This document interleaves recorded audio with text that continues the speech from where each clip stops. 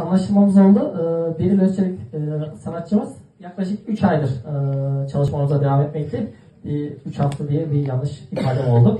Şimdi 35 yaşındaki diğer arkadaşımız Ufuk Özer geliyor. Biliyoruz. Kendisi 12 Ördek ve Ruhun Melodisi isimli sanat parçaları seslendirecek.